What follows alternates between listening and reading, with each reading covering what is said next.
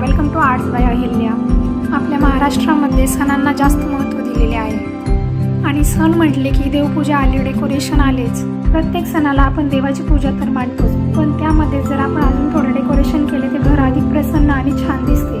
तर म्हटलं चला सगळ्यात महत्त्वाची गोष्ट पूजेमध्ये असणारी म्हणजे पाटावरचे आसन ते आपण बनवूयात. सो ज्या पद्धतीने आपण पूजा मांडताना सर्वात अगोदर पाटावरती लाल वस्त्र ठेवतो आणि त्यावरती तांदळाने स्वास्तिक काढतो, त्याच पद्धतीने मी हे उलनमध्ये पूजेचे आसन बनवले आहे.